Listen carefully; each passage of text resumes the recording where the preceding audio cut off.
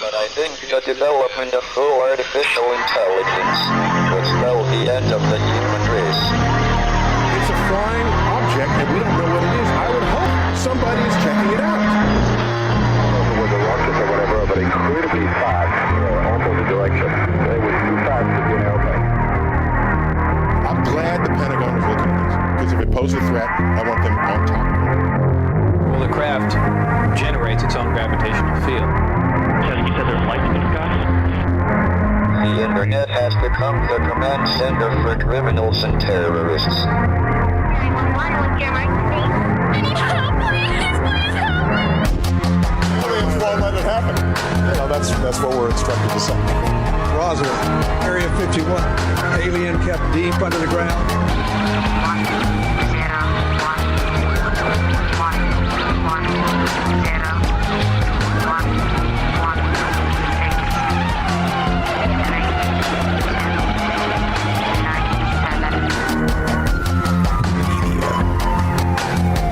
Doesn't have your best interest in mind. The government is self-serving. You're here for a reason. You're listening to Troubled Minds Radio.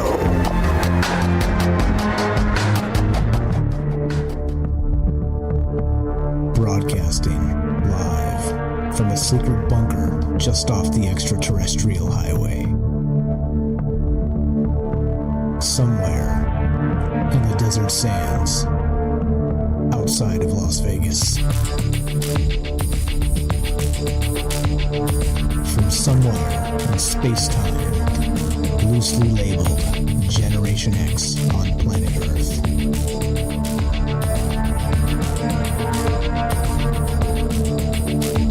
And asking questions of you in earnest into the digital darkness.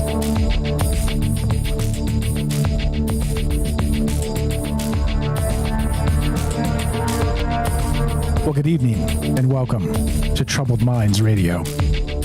I'm your host, Michael Strange. We're streaming on YouTube, Rumble, X, Twitch, and Kick.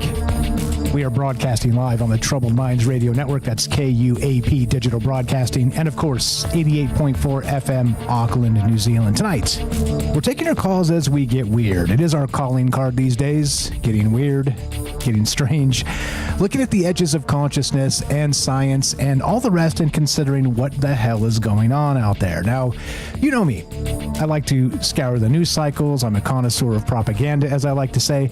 But also, when you look at, I don't know, just the idea of consciousness itself being as mysterious as it is, as it always has been, there are things that science is going to be, let's say, enlightening to even the heaviest doubters, in my opinion. I mean, I don't know. Like, I don't have the answers, which is a great time, by the way, to just drop all of the disclaimers. There's no answers to be found here. This is just ideas.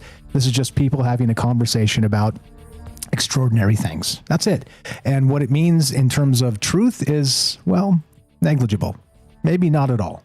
And that's completely okay because, well, there's no truth to be found here. So just remember that. I'm not making claims about any kind of cults or anything else. Yeah. So let's start here. Let's go with this. Now, a couple things came to mind. In the news cycles, science is always progressing, as we know. Science, trust the science. Remember that whole bit? Well, science is progressing and changing and moving and shaking and doing all the things as we discover all manner of amazing stuff. And so that's the point, is to consider what we don't know yet and kind of peer around the corners and consider why and ask the question again and again and again. Now, from Science Alert, it was reported this. Now, this one was mind-boggling to me, and it is the seed idea tonight, one of them. But the headline is this: nature might pulse to a universal rhythm, 2 beats per second. Let me read just a little bit of the article. A surprising number of creatures across a wide swath of sizes, species, and communication methods all seem to time their signals to the same basic beat. According to an analysis of communication signals across the animal kingdom, from bird mating dances to frog songs to human music to firefly flashes, the tempo of these signals clusters around 2 beats per second. Given how long all these species have been evolving independently of one another, this common signature could tell us something about the origins of communication. Recognize pop music, 120 beats per minute. We'll get there tonight.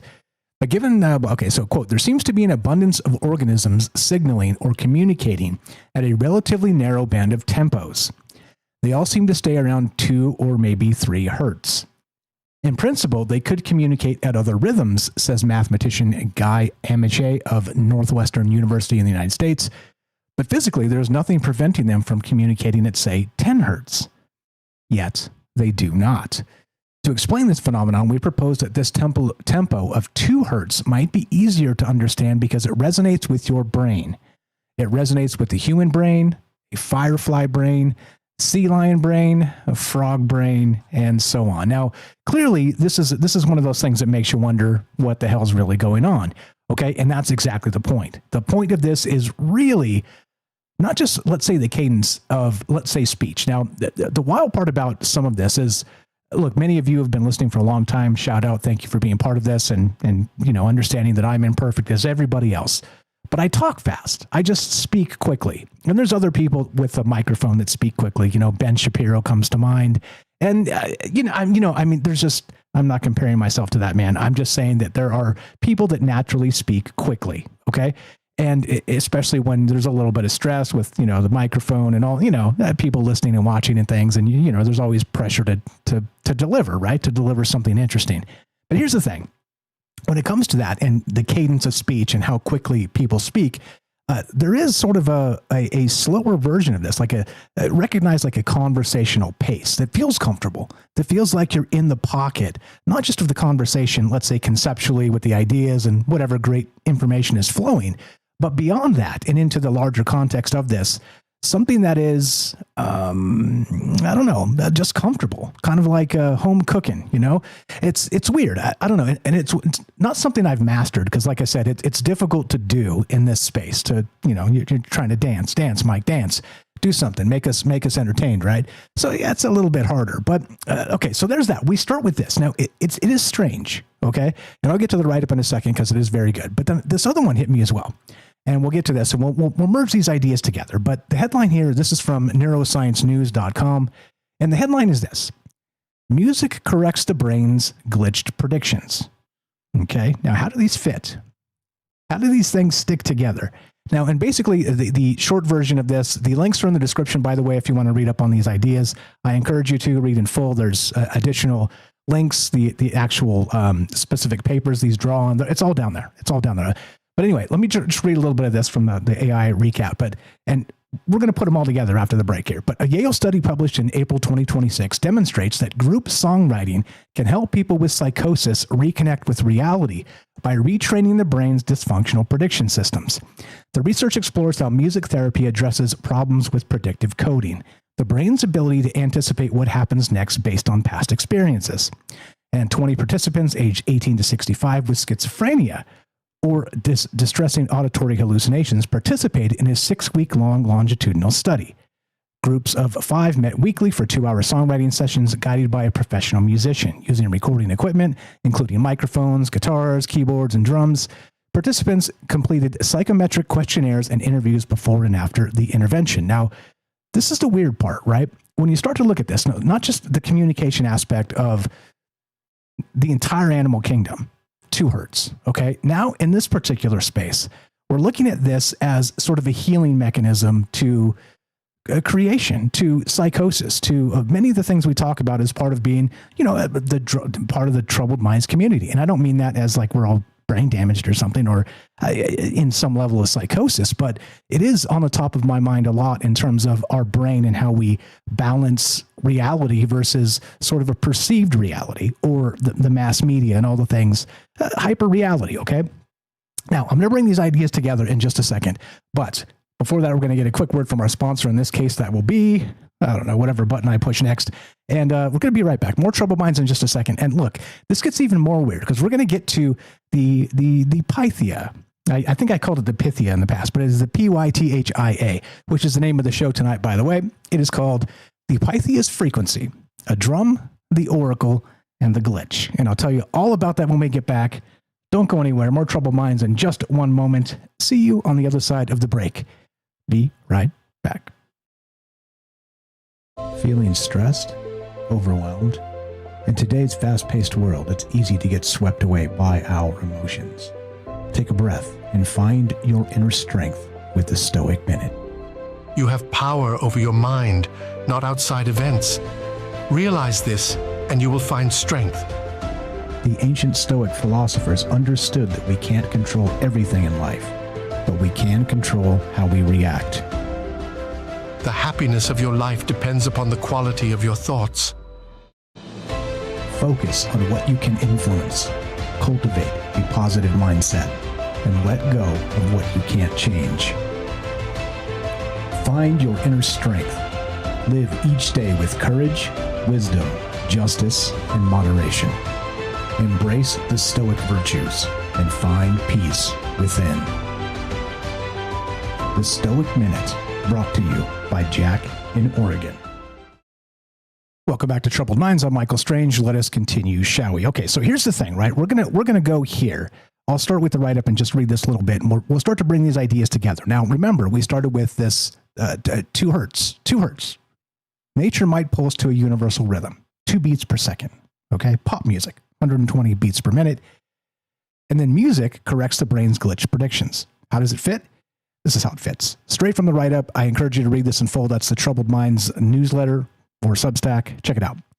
So there's a beat beneath everything, not a metaphor, not a spiritual concept borrowed from a tradition that had no better language.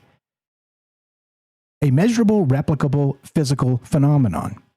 The tendency of living organisms across 8 orders of magnitude in body size, spanning land and sea and air, to cluster their communication signals in a narrow band around 2 cycles per second. Fireflies flashing, frogs calling, birds displaying, fish pulsing, crickets chirping, human music, at its most reflexive and popular, running at exactly 120 beats per minute, which is 2 beats per second. That's pop music. In case you didn't know, 120 BPM is the most basic pop song, mid-tempo pop, okay? Very popular. The Northwestern University team that published this finding in PLOS Biology in April 2026 framed it conservatively, as one would expect. They proposed that 2 hertz may simply be the rate at which neurons can most efficiently process incoming signals, a hardware limitation that biology has converged on through parallel evolution across hundreds of millions of years. That explanation is probably correct as far as it goes, but it does not go very far. Consider what it sits above. The Earth's own electromagnetic field resonates at 7.83 hertz, and this is something we don't talk about often, but it is the Schumann Resonance. Okay, 7.83 hertz, a frequency generated continuously by the planet's lightning activity in the cavity between the surface and the ionosphere. This has been a measurable fact since Schumann first documented it in 1952. What is less often remarked upon is that 7.83 hertz falls precisely at the boundary between the human brain's alpha and theta wave states, the border country between relaxed waking awareness and the dreaming, visionary, hypnagogic territory where ordinary cognition loosens and something else begins to operate. I'm going to bookmark that there, and now we're going to go off script. Now, the bizarre part of this is, like I said, when it comes to human communication, there are comfort food versions of, a nice cadence or a nice resonance of a voice. It's called a timbre when you're talking about singers or speakers. These things exist. This stuff is real. It's not really quantifiable. You can't just kind of scribble down, well, maybe eventually you're going to be able to, or maybe it's a thing and it's over my head. But to really say that somebody, a classical singer, just has a better timbre than another, it's a richness of tone. It's something that just, it feels better. It feels right. You get it?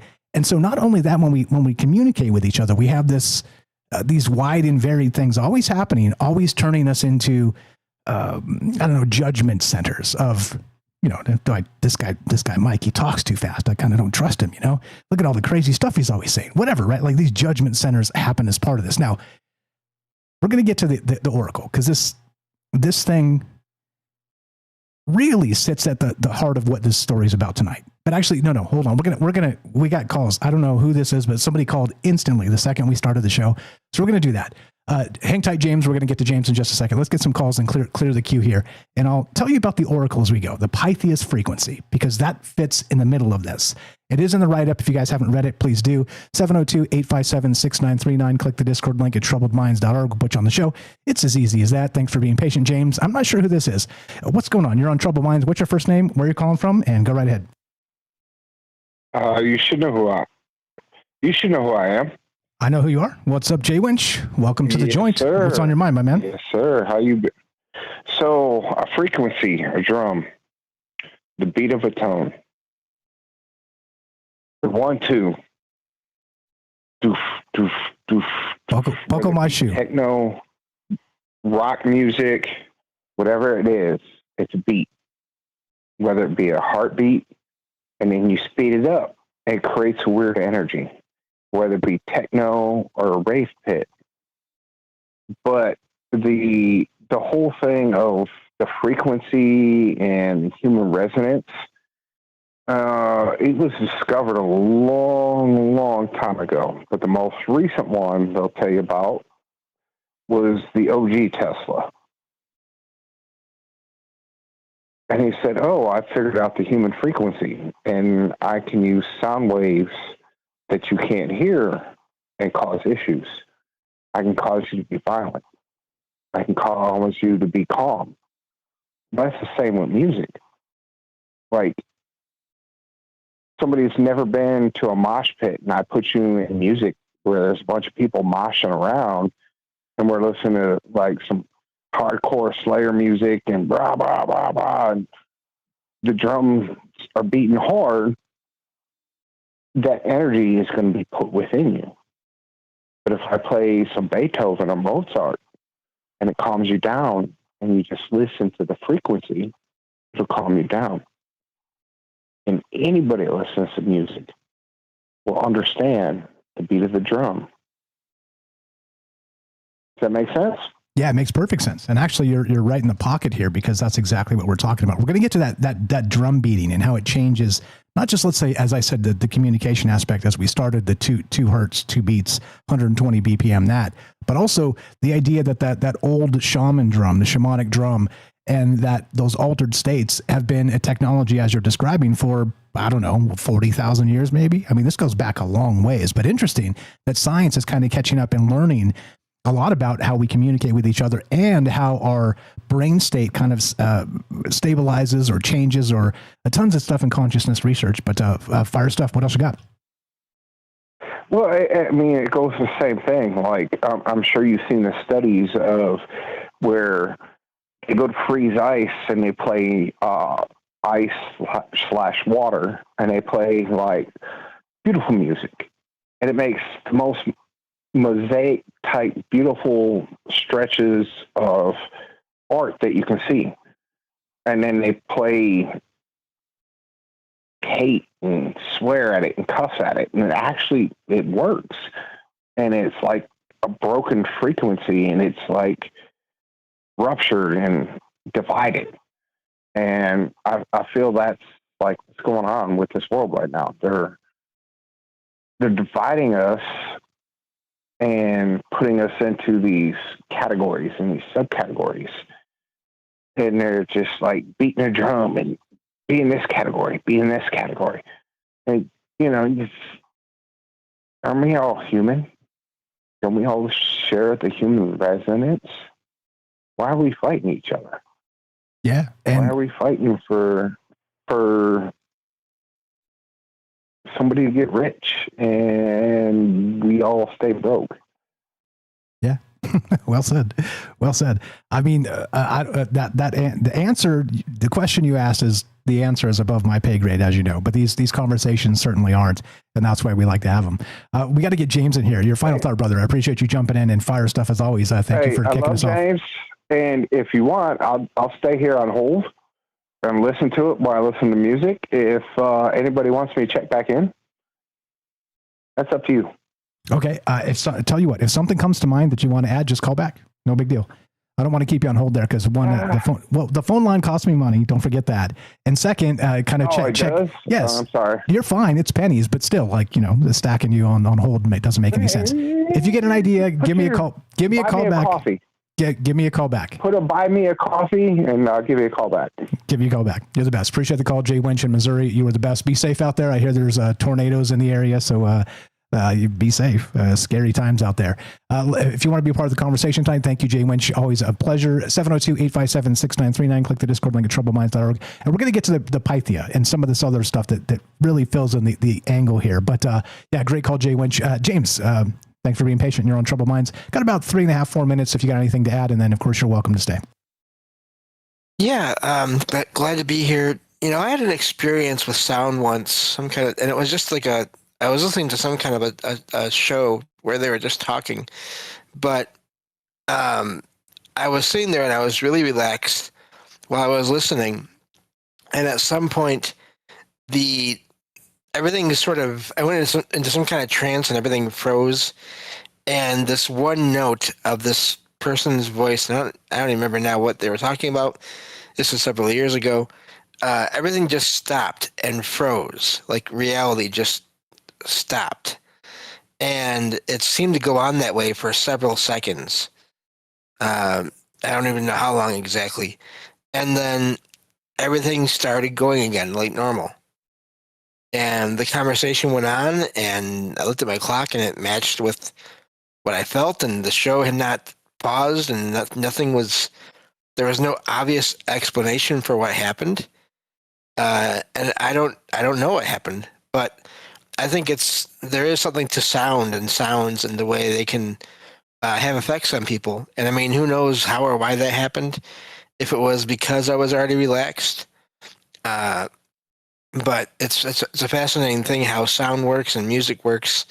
And happy to sit in because as you know, and people that know me are aware, a lot of what I pay attention to is sound. So looking forward to the rest of the show here. Yeah, glad to have you. Fire stuff as always. You know where to find him at salsidoparanormal.com, SALSIDO paranormal.com. Go buy his book, please. Multiple books. Go buy them. Buy them on Amazon tonight. Get them tomorrow.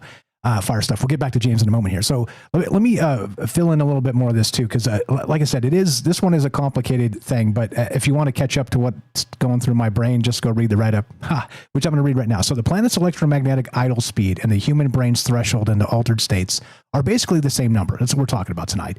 This overlap has been documented long enough that aerospace medicine now includes Schumann Resonance generators in some spacecraft to prevent the disorientation that astronauts experience when removed from Earth's field. The body, it turns out, uses the planetary signal to regulate itself. When it disappears, things go wrong in measurable ways. Now, we'll get back to the Schumann resonance in a second here, but you get the idea. So, I'm kind of waving my arms around with the conspiracy stuff to make the connections, but you see where my mind's at. We speak to each other in this, not just us, the entire animal kingdom, this universal rhythm, 2 beats per second. Pop music, 120 beats per minute, as I'm describing. And there's something about it that feels, like I said, comfortable, something that feels natural. The music term is in the pocket, okay? But beyond that, how come it's like this? Because we can do all manner of things, but it kind of bakes it into this one corner of communication over the entire animal kingdom. It doesn't make sense, does it? Or does it? Does it or doesn't it? That's the question tonight. And we're going to get into some other weird stuff because that's what we do.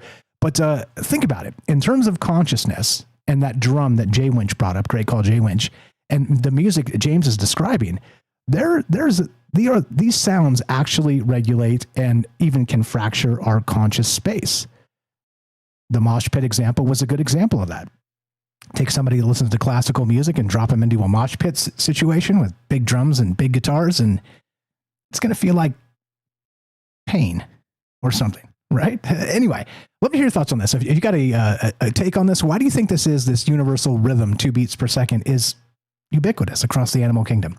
702-857-6939. Click the Discord link at troubledminds.org. Love to hear your thoughts, and more from James coming up in your calls as well. Love to hear how weird do you think this is? How weird does this get? And what comes next? As usual, when you talk about consciousness and sounds and communication and the animal kingdom and humans and music, there's a ton of things that come to mind. But what do you know? One more time, 702-857-6939. This is Troubled Minds. I'm Michael Strange. Don't go anywhere. Be right back. More from James and your calls as well. See you on the other side of the break. Be right back.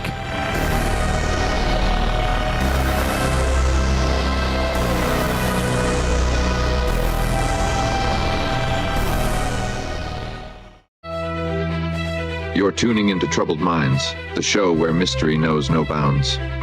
Stay tuned for revelations that'll keep you questioning the fabric of reality.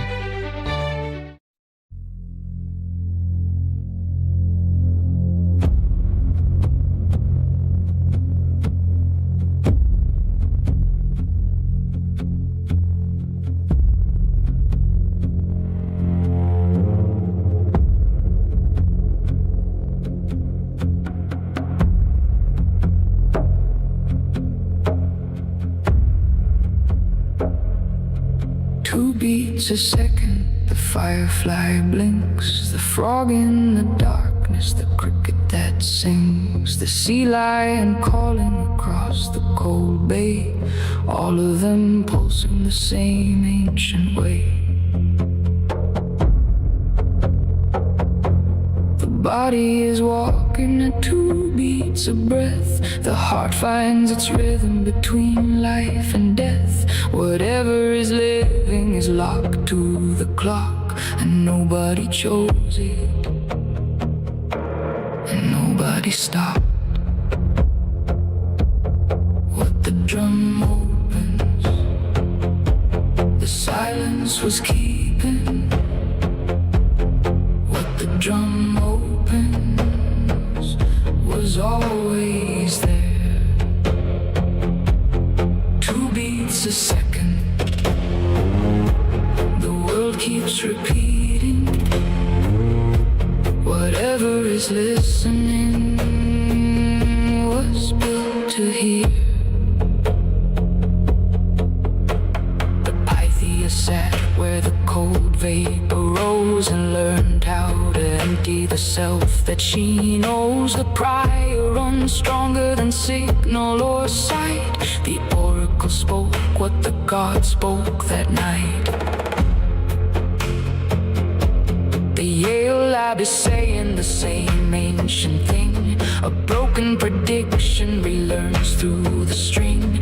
The beat in the chorus rebuild what was lost. The shaman already knew what it cost. What the drum opens, the silence was keeping. What the drum opens was always there.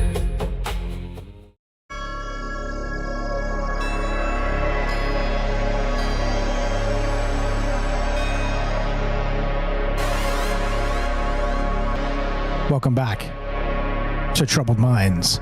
I'm your host, Michael Strange. We're streaming on YouTube, Rumble, X, Twitch, and Kick. We are broadcasting live on the Troubled Minds Radio Network. That's KUAP Digital Broadcasting. And, of course, 88.4 FM, Auckland, New Zealand. Tonight, we're taking your calls as we get weird. As usual, let me see. Let's read the blurb. New research says every living thing on Earth communicates at roughly 2 beats per second. Fireflies, frogs, human music, all running on the same clock. A second study, rhythm can repair the glitching brain's prediction engine. We'll get to that. The same mechanism that causes hallucinations can be reset by music. Neither team mentioned that both discoveries describe the same underlying technology the shaman's drum has been operating for nearly 40,000 years. That's what's on my mind tonight. We're making the connection. We're talking about not just a Schumann resonance, but we're talking about communication, cadence, frequency, energy, vibration, and how it affects us to a person. Communicating, singing, the rhythm of the drums, the dissociation, I never say it right, aspect of music itself. And recognizing that, notice the dichotomy of this. One, music can sort of fracture you and take you to places that are uncomfortable. But then in the same breath, they can also put you back together again. Humpty Dumpty, back together again. Wild stuff. Anyway, love to hear your thoughts. 702-857-6939. Click the Discord link at troubledminds.org. And what James said is fantastic, very striking. sometimes you do hear a tone. You hear somebody saying a particular note, somebody's voice, something, even somebody speaking. And there are just some tones that, like I said, feel like home. And it's really difficult to describe. You just know when you hear it. But it's happened to me. I was in, just a real quick story to mirror James's there. I was in college in music classes, and I actually didn't take any music classes directly. I was sneaking over there and just hanging out in the music class. So, poor kids, that's how you do things. But there was one day I walked into this hall. It's sort of like this circular hall. And there's this girl that was just singing in there. And it was like that natural reverb effect. And I was just like, dude, like I got chills. Like I just walked in and she's just belting it in the hallway. And I'm like, whoa, like what is this? And I don't know, it does things to you. It's like, I didn't know this person. I couldn't even see her. I could just hear her. And there was just like that, whoa, this is incredible. And I had to get out of there because I wasn't sure if I was going to pee my pants or something. You know what I mean? It was like that jarring and that good in a good way. But back to you, James. Anything to add? I know I cut you short there. Anything to add to that? And we'll go to Joe in Florida. Thanks for being patient, friends. Yeah, no problem. Yeah, great call from Jay Winch, and 'cause I said that in chat, but not during the show. This also makes me think of how it's amazing that there's this.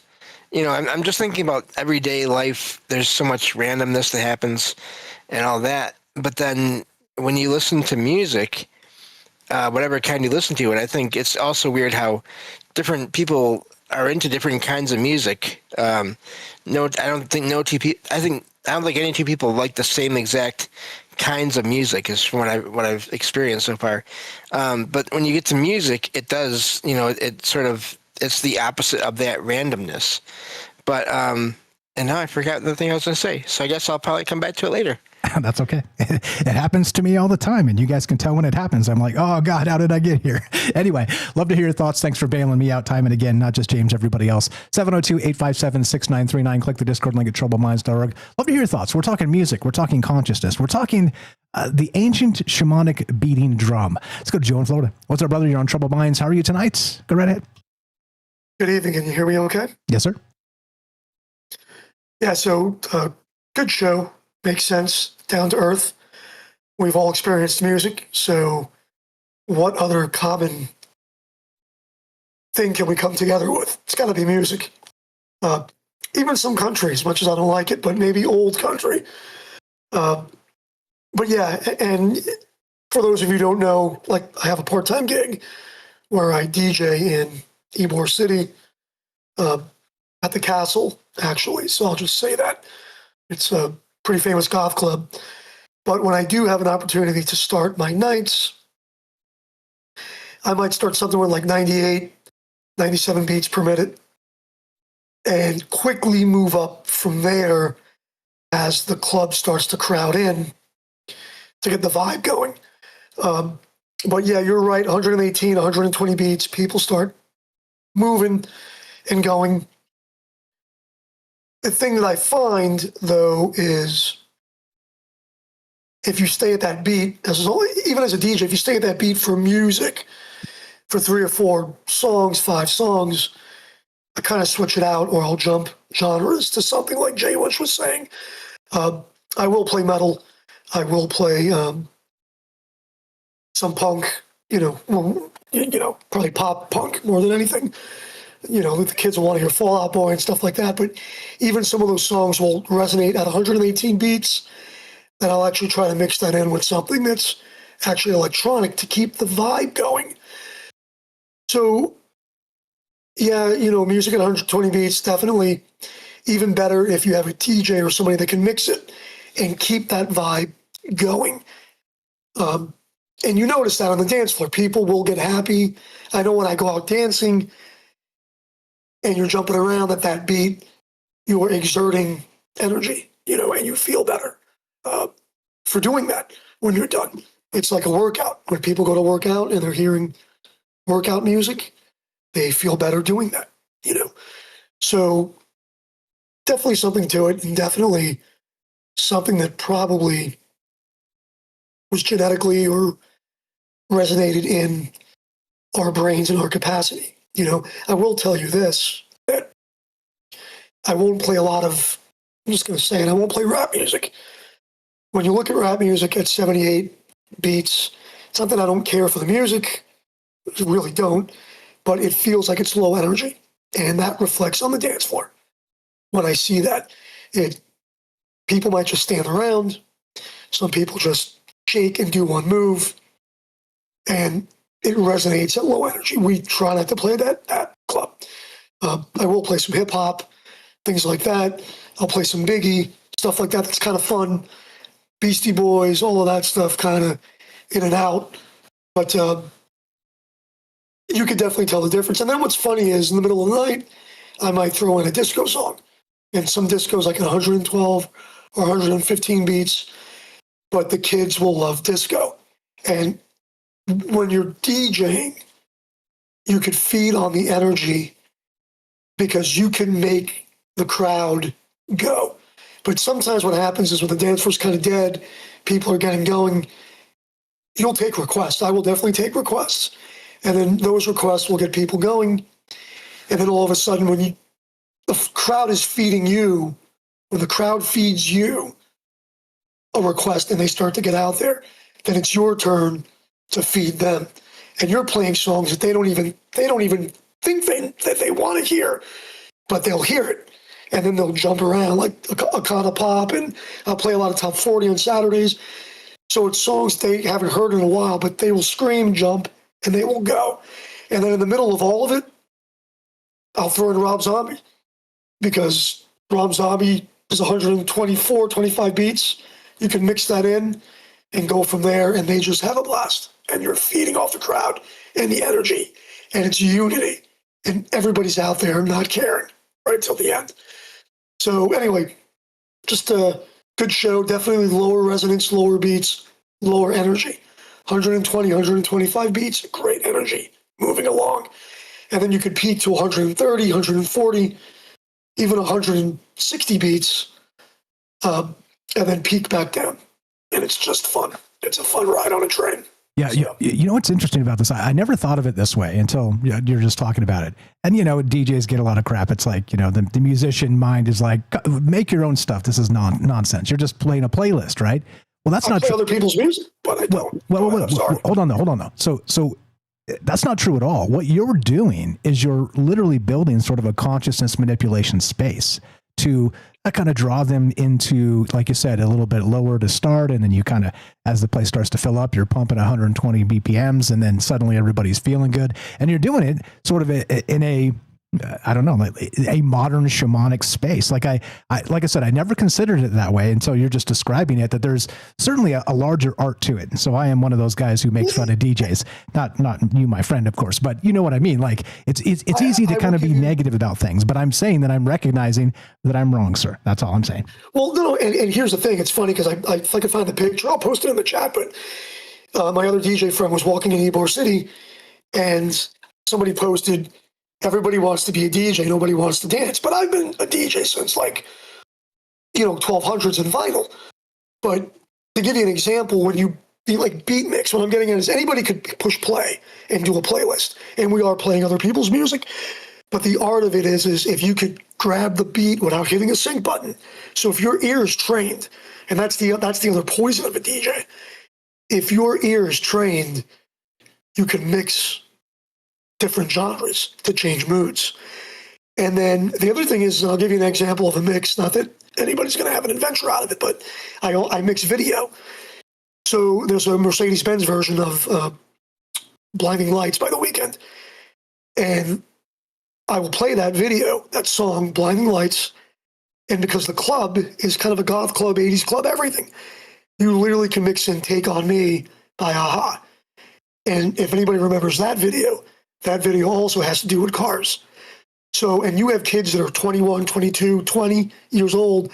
They know, they surprise you by knowing the music, because I don't want to gatekeep at 52, but I know decades of music, and it's the right time. Anybody could hit play, but as a really skilled DJ, it's playing the right song at the right time and getting the crowd going. And when you could go from something modern like The Weeknd to playing a-ha, Take On Me, right? And then going to play Joy Division, Love Will Tear Us Apart, and then Mickey by Tony Basil, and you keep on going, and the crowd is just going and going. You feel it. You could feel it. Sometimes when you get a mosh pit going and you're playing Korn and you're playing, Linkin Park, and they're starting to go, and then you're like, I got to bring it back down. You literally have to play something to bring it back down, and you'll beat mix it. You just don't want to hit play because you don't want to interrupt that vibe. But at least if you could beat mix it into something slower or more calm, you literally watch the energy just change in the room. It is wild. Yeah, like I said, sort of a modern day alchemy, that shamanic space of the old ways was the drums, and now suddenly we've got all this technology we can do this stuff with. Like I said, I was recognizing where I was wrong and complimenting you. Real quick, the Night Stalker has a question in the chat. He says, Joe noticed Gen Z doesn't dance as much at dance clubs, more chilling and texting, or is that just the internet? It's suggesting that's the case. It opened up a funny thread and there's a Facebook page called Cynical DJs. And I posted that, and it still gets some hits here and there. I'm not a big poster. But if you look at, if anybody's listening, my buddy has his Instagram. It's called VJ Jason Barco, and he'll post from the club. And then what happens is we have a lot of influencers. So a lot of kids are out there to have a good time, but a lot of kids are out there with their cell phone. And they're just, videotaping themselves looking cool in the room, which is fine. I have to consider myself lucky because where clubs in New York, where a lot of clubs have closed and things have closed down, after COVID, the club has had a resurgence. People complain because we don't always play goth music, but there's definitely 2 rooms for goth music. There's a lot of college frat boys that come out. But yeah, and then the patio, sometimes people come out to smoke. They'll hang out and they'll enjoy the vibe. They won't dance. It's weird. They won't dance. And then they will dance. It's just a weird vibe. It's a totally weird. That happened to me about a month ago. I was in the patio and playing some songs that were club appropriate and 80s adjacent, things like that. And they were kind of standing around. And then another group of kids came back at the end of the night. And I ended up playing 2 live crew, just crazy stuff. And they were having a good time just because it was stupid. So you just never know. You just never know. I dig it. Yeah. Your mama don't dance and your daddy don't rock and roll, sir. 100%. What else you got for us? No, that's really, it's a good subject. Schumann Resonance, all of those things, the vibe. And it's funny because this morning when we got up, I told my wife, I said, I feel like something different. And I was putting in some freestyle, like old TKA and Noel. If anybody's familiar with that, Expose, Stevie, all that stuff that I was raised on, that I haven't heard in forever, but I needed to change. And then as a DJ, sometimes when you hear DJs on the radio, a lot of times they just put a backbeat to certain songs that should not be remixed, and they've just put a backbeat in, and that gets annoying because as a DJ, you just hear the beat, and when I just hear the same backbeat, it's ridiculous. It poisons the songs. So, anyway, yeah, and on a day off, I don't listen to that. I'll put in Matt Berenger or The National or something mellow. But I will let you guys go. Good topic. I've carried on way too long. Appreciate the call. You are the best. Have a great night, and we'll talk to you soon. Take care. Good night. Joe in Florida. I'm your love and good friend for a long time. And, of course, the actual funeral director. He didn't come into play tonight, but like I said, it's wild to kind of meet all these amazing people over the years that all different walks of life and do different things. And he's certainly a great guy to know, not just because he's smart, intelligent, funny, all the things that but beyond that, he's got an expertise in some things that other people do not. And we'll get back to that when we get back around to Halloween. We'll do another Undertaker style show with him. But Firestar, appreciate the call. Tonight we're talking, consciousness, music, communication. And we started with this bizarre article with, nature might pulse to a universal rhythm, 2 beats per second, suggesting that the entire animal kingdom is basically communicating in this same space, almost as if it is, like I described earlier, that comfort food or that home cooking idea of communication. And when people speak at a proper cadence, with a proper timbre, whatever proper means, it certainly feels as if you can trust them, right? I mean, there's just that aspect alone is kind of tickling the consciousness aspect of what the hell it even means, just to talk to each other. There's all these other things happening sort of beneath the surface that we hear the words, but then we also, in many cases and ways, feel the words. And so I don't know. It's we're going to get to the Pythia as well, because that fits heavily into this. Hang with me. 702-857-6939. Click the Discord link at troubledminds.org. James, anything to add to that? If your thought came back, I'd love to hear it. If not, I'll keep on trucking. Oh, just great to hear from Joe. Great call.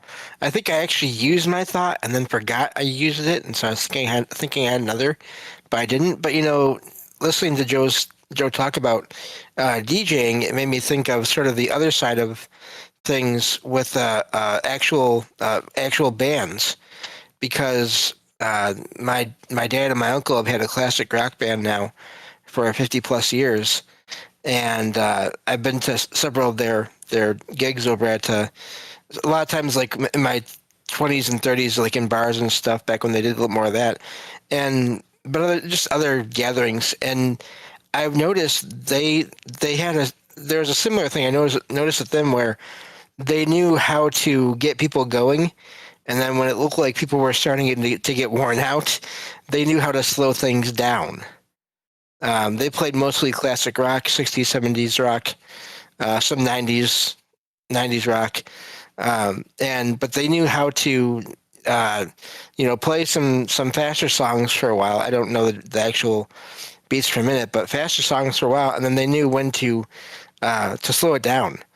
And they also knew, that every once in a while they were able to go from playing one song to just keep on playing drums or instruments here or there for a minute, and then switch over to another song right after. So just listening to them do that and watching and listening to the crowd, I noticed a similar thing with what Joe was talking about there. Yeah, absolutely. And it is, kind of working the crowd, as they say, and recognizing, you can't go 160 BPM all night, or you can have heart attacks and like the ambulances show up. It's like, you don't want to do that at all. But I mean, yeah, it is, like I said, it's one of those arts that's lost on me, because, I did play in a band a long time ago, but it's been so long that I just forgot all that stuff. And so now, the cynical me forgets these things, and there's this alchemy. There's an alchemy as part of that, when they say working the crowd or recognizing what needs to come next. And you can't just go, balls to the wall, 160 BPM all night, or like I said, people start falling out. That's not good. But I mean, like I said, this entire thing is incredible. We'll get to the rest of it, because this gets deeper. Like I said, if you want to go the full deep dive, go read the Substack, the Troubled Minds newsletter, troubledminds.org, right on top. Click the thing, go follow it. It'll pop up a thing and say you want to pay. Just hit, if you don't want to, of course, just hit free and go read it. Really good stuff. What else you got, James? Anything else? And then if not, I'll go straight to the write-up here.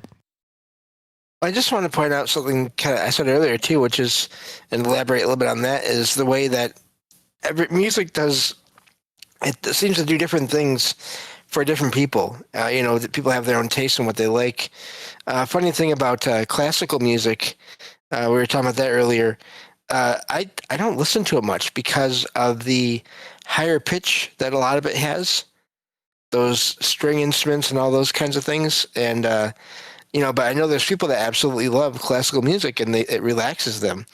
And it has the opposite effect on me in general. So it really, every situation is different. And I wonder, is that something that's built into us? Is there, even though we all do recognize, beats and the, how they can be useful, do we all, are there different speeds and sounds that are, that do work better for some people more than others? Yeah. And how does that change? I mean, very simply, we all have a taste when we're teenagers, and then, maybe we learn to play instruments, and then our taste changes. And then, maybe we are that sort of the trope of the old guy sitting there sipping tea, listening to Beethoven or something. I mean, like, I don't know. I don't know if that's the case. Anybody experience that out there? Hands up, raise your hand. If not, I mean, like, I'm not listening to Beethoven just yet. I mean, not that I haven't, but it's not like my bump of choice. You know what I'm saying? So I don't know. It's a weird thing. The whole thing's very, very bizarre, because you're right.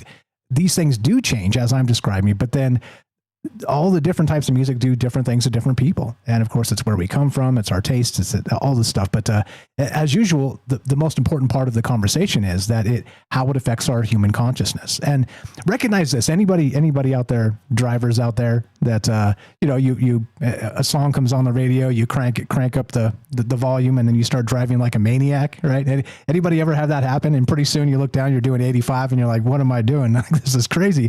Just because a good song comes on the radio, right?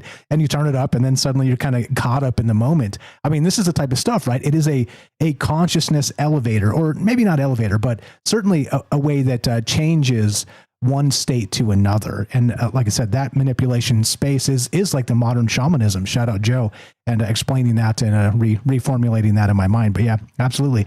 Anything else? Go ahead. I think that's it for now. Right on. You guys want to be part of the conversation? Nobody on the line. 702-857-6939. Click the Discord link at troubledminds.org. Okay, so now back to this. Back to the write-up. Like I said, read it. It's very good. So you have 2 hertz as the base, where we started tonight. This again, so nature might pulse to a universal rhythm, 2 beats per second, 2 hertz. 2 hertz at the base, where organisms talk to each other. Then you have 7.83 hertz above it, where Earth holds its breath between waking and dreaming. That's the Schumann Resonance. And in between, in the 4 to 7 hertz band, you find the shamanic corridor. Okay, I almost called the show that. I should have called it that. Anyway, this is not mystical terminology. It is the frequency range that researchers have repeatedly documented as the target of shamanic percussion worldwide, which is the whole point of this. The drum. If you notice the artwork, that big-ass drum, not an accident. The drum, across cultures that had no contact with each other, arrives at roughly the same beat rate because it is aiming at the same neurological window.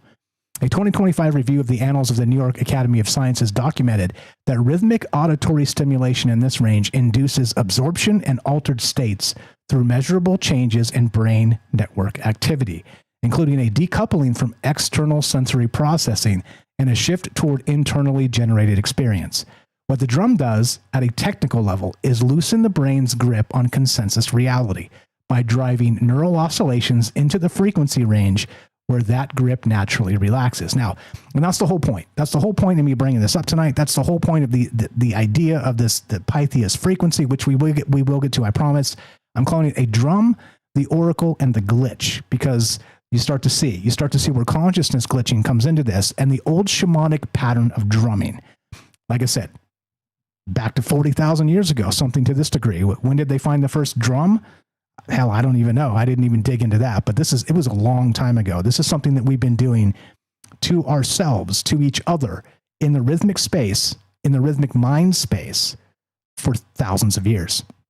So I don't know. How weird does this get? And like I said, the bizarre part is not just that the animal kingdom seems to follow suit, and we all communicate at that 2 hertz in that lane, but then also how it seems like there is that hierarchy, the stack. The larger stack of these, the hertz of the Schumann resonance, and then that shamanic corridor, and then all the way down to just base earth level communications. That's the point. How weird is that? And do you think there's something to it when we talk about animals actually communicating at a 2 hertz rate? I don't know. Like I said, I'm not sure I fully understand it. 2 beats per second. Clearly I get that. But what does this mean? It seems like it is an elevator level of understanding of consciousness, and maybe even a ceiling. I don't know. Maybe even a floor. You tell me. Love to hear your thoughts. 702-857-6939. Click the Discord link at troubledminds.org. I don't know. You know me. Answers few, questions many. When I see these ideas, I just can't help myself. I got to talk about them. I got to think about them.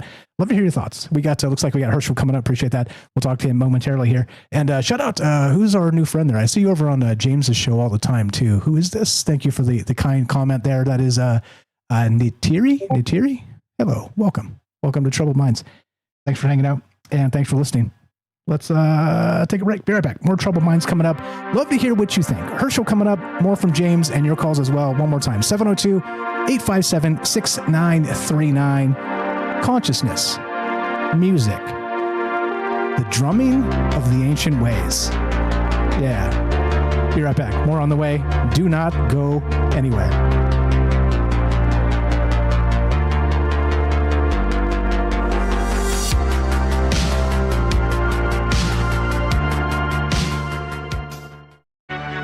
This is Troubled Minds. Your host, Michael Strange, the master of the mysterious, is here to guide you through the shadows of the unexplained.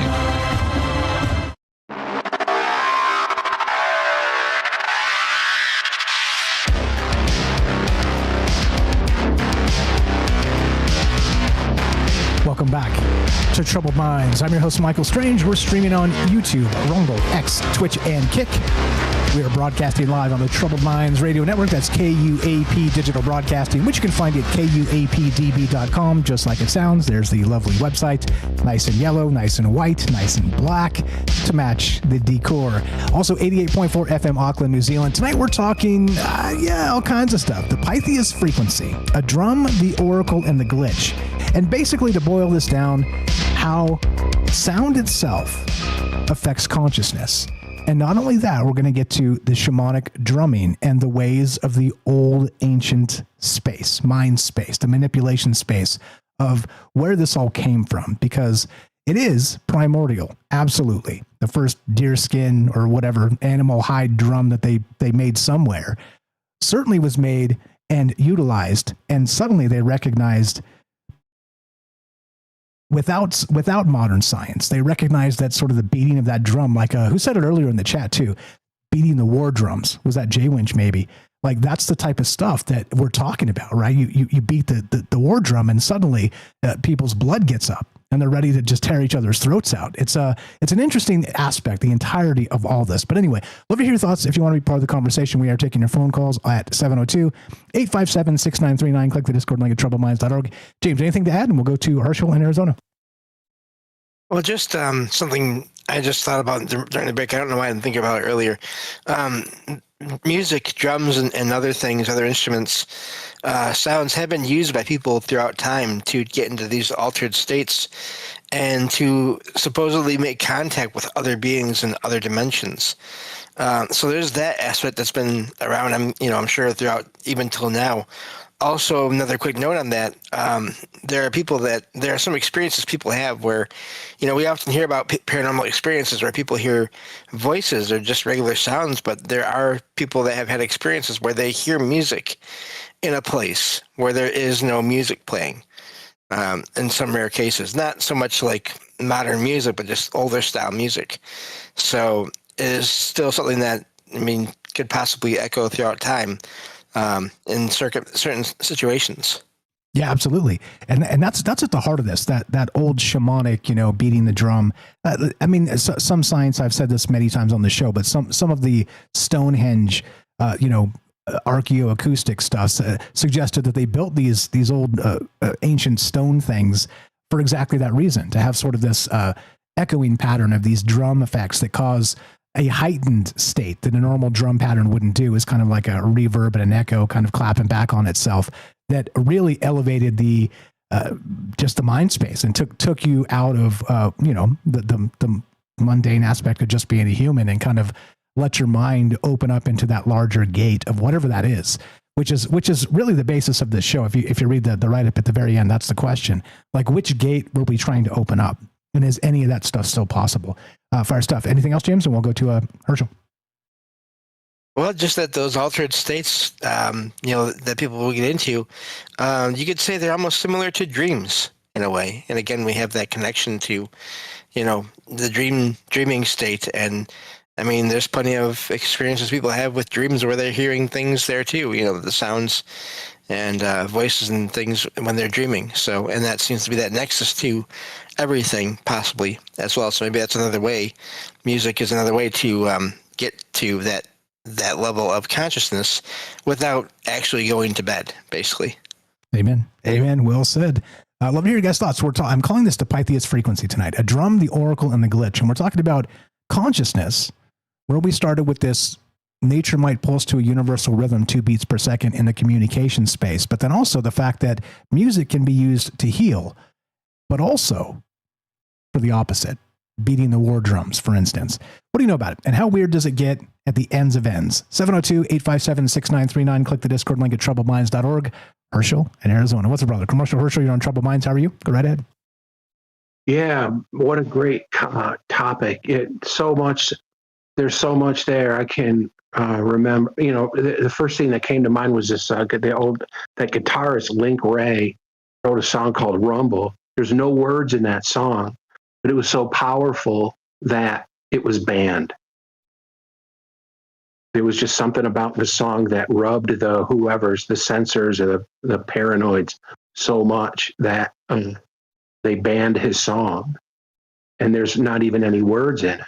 And he used, power chords and tremolo to kind of evoke that, I think, to evoke that kind of state in that song. And I listened to it. It's called Rumble, and the guy's name was Link Ray. I've heard it. Isn't he the guy also that kind of cut the speaker cone first and caused the distortion effect, which freaked everybody out? I think he was the same guy, or maybe not. I don't know. He might have been. I don't know. I do know somebody did that though.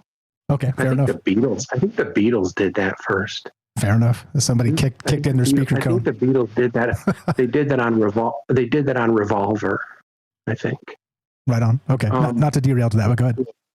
Yeah. So there's that. But also I can remember, speaking of sleep, I can remember one time I had this tape, and it was, a shamanic drum, and I was listening to it one night before I went to sleep, and I fell asleep listening to it, and I swear I dreamt I was a bear. I swear I was a bear in my dream. And I slept so good. I felt so great the next day. That's wild. That's like a Game of Thrones warging as a wolf in your dreams, kind of scouting the landscape.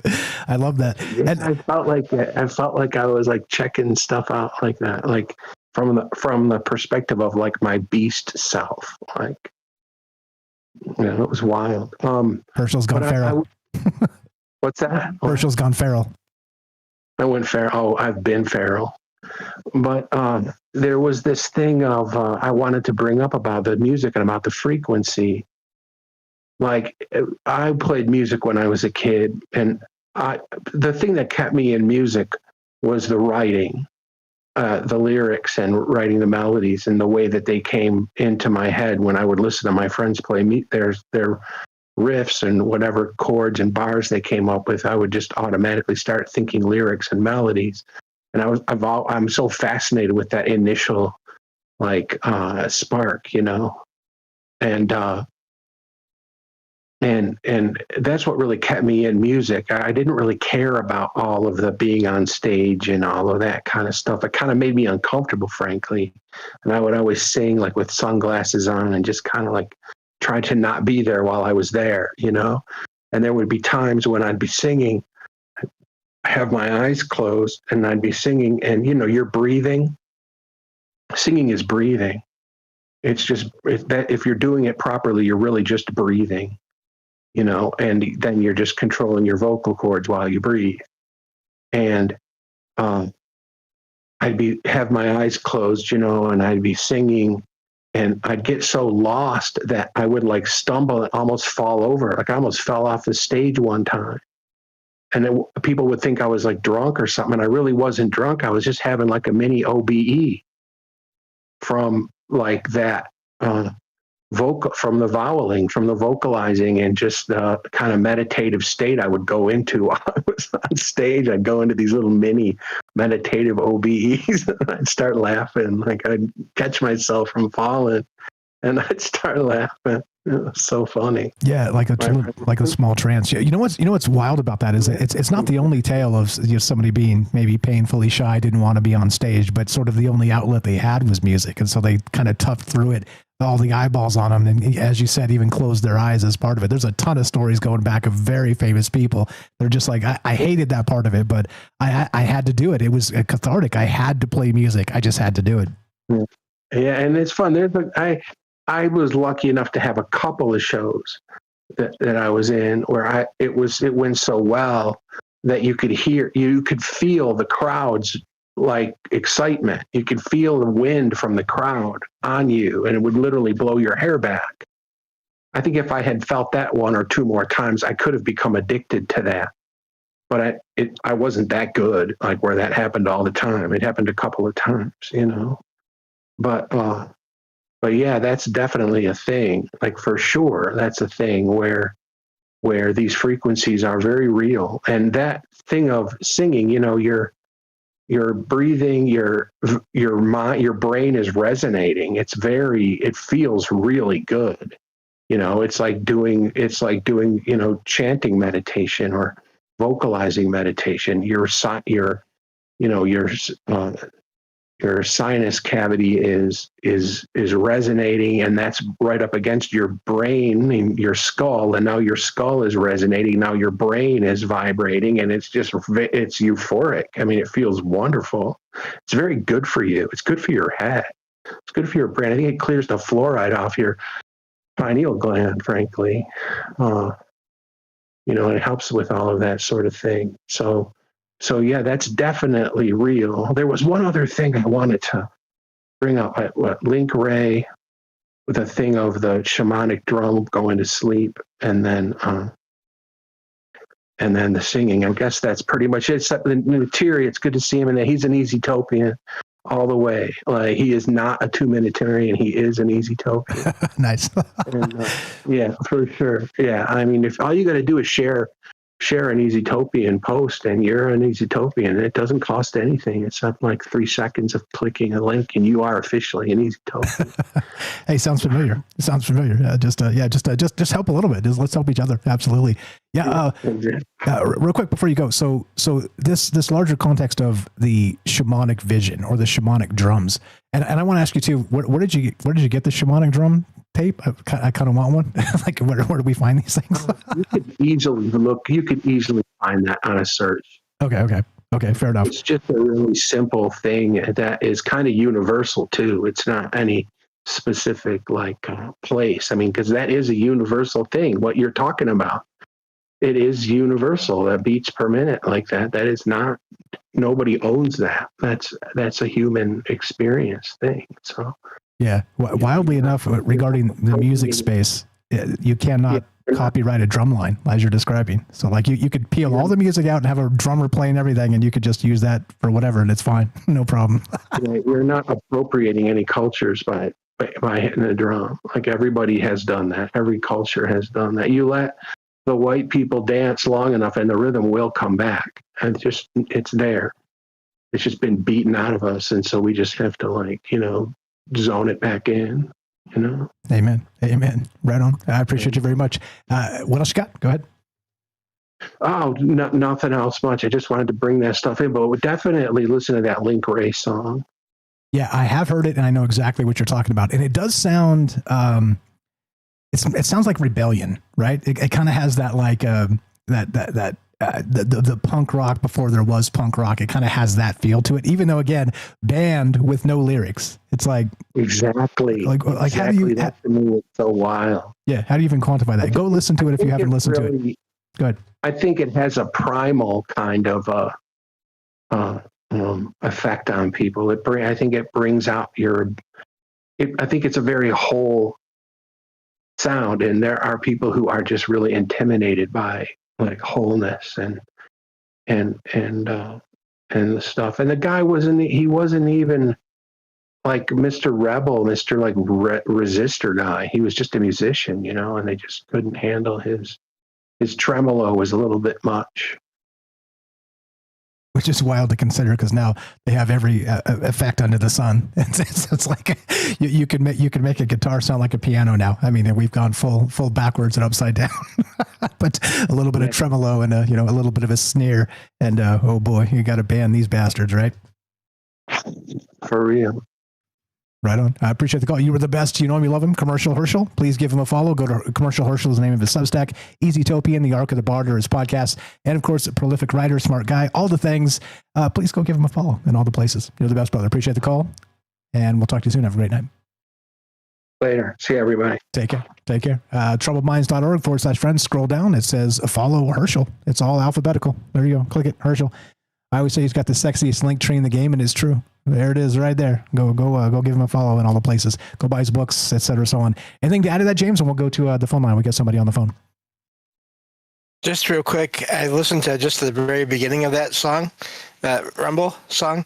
I believe they used it part of it in Independence Day. I feel like I've heard it in a movie somewhere, which is really weird. Or at least like a song copied the very beginning of that song, maybe. I'm not sure, but I recognize it from somewhere else. So that's fascinating. But yeah, no, that's amazing. And a great call from Herschel as always. And nothing else so far. I think that's it. Right on, no problem. Yeah, the that song in particular, like I said, it's resonant because I think everybody's probably heard it, or if you don't know you've heard it, you know, that type of thing. But then maybe you didn't even realize that there's no lyrics. They're kind of making noises like they're singing stuff, and it's wild. Go listen to this thing, and you'll see what I mean, and kind of pay attention this time if you didn't the first time. But you'll notice the opening bars of this thing, and you'll go, oh yeah, I know this. And then it'll continue to go, and you'll be like, do I know this? This is a little weird. But like I said, it smells like rebellion. It certainly has that vibe to it. You're the best, James. Hang tight. We'll get back to you momentarily. 702-857-6939. Click the Discord link at troubledminds.org to the phone line. What's your first name? Where are you calling from? You're on Troubled Minds. Go right ahead. Well, you told me to call back, and I'll be short since it's my second time. Fire away. Welcome back, Jim. Yep, loud and clear. The drum beat. Doof, doof, doof. My mother told me. But it's just a song. And then the Schumann Resonance. And yeah, it's just weird that everything is going so fast nowadays. That's a fact. Does that make any sense? Yeah, everything is going so fast, and I feel like, I don't know. You ever heard of the name David Wilcock? Yeah. We talked about him a little bit recently. Yep. Yeah. Just recently, the last couple days. Yeah. He's dead now. Yes. Yeah. Yes. Okay. Yes. We talked about it in brief the last couple of days. Like I didn't go the full deep dive on it. Like many people have done it. And again, just to reiterate my take on it, if you didn't hear it, like this guy's life has been falling apart publicly for years. So it's tragic. I mean, it's tragic. It is really what it is. That's my point. He switched from left to right, but one of the things he always did touch on is they're hiding things from us. And it kind of makes sense. Like, you go to early 1900s, the OG Tesla said there's a resonance, a human resonance. And he got worried about the fact that he figured it out. And certain vibrations can cause certain issues. And that ties back into music, the beat of the drum. Yeah, it doesn't surprise me. Like I said, MK Ultra for the masses, right? Yeah, but it also ties into, like, you can take somebody that's personally calm and put, like I talked about earlier, mosh music in front of them. And the crowd starts doing the mosh, and then they all get violent. Well, what if they just, send that through your phone? Yeah, well, but not just that. Yeah, through all manner of things. You're right. Yeah, I mean, isn't it out there that they can already map your home through Bluetooth on your computers and stuff? Oh. Wi-Fi? Yep. Yeah, don't say the quiet part out loud. Okay. You know what I mean? Military background. Yeah, don't get us banned from YouTube, please.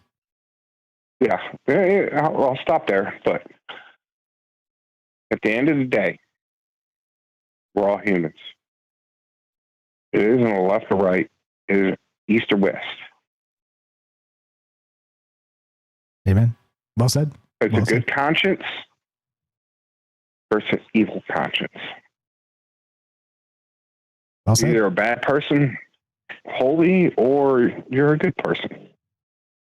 Choice is yours. Yeah, I'm going to disagree with you that there's all kinds of shades of gray. But yeah, I mean, I appreciate you very much. Yeah, I mean, I'm just saying. If you're broke, living on the streets, and you don't have a job, and you have to steal some food to eat, well, I get it. Like, you're broke, you have no job, and you had to steal some food to eat. But there's people that's got, like, I don't know, yachts, and will spend $10 million on gas just to go travel somewhere. Like, you spent $10 million on gas? Leonardo DiCaprio? And you're talking about to fly to Paris? Yeah, you see what I'm saying now? Yeah. Like, you spent $10 million on gas to go somewhere, and then, like, I got to struggle on the streets because I'm broke and I don't have a job and try to find an apple that might be a scrap. Like, we got to get back to the basics as human. Amen. Back to the basics is good. Back to the basic beats of human resonance, where we all grow food. We all trade food. And it's like, oh, you can't grow food? Well, you got a big yard. I'll grow it in your yard. If you let me grow food in your yard, I'll feed you. There you go. Back to the basics. Back to the basics. And with everything that's going on right now, I won't mention anything else on that, but a lot of people listening here understand what I'm saying. 100%. Things are going to get very, very rough. And I'm going to cut it off because it's my second call. I appreciate letting me talk for more than 30 seconds. You do every time. Appreciate the call. Have a great night, bro. Much love, Mike. You too. Much love to everybody in this strange world. You as well.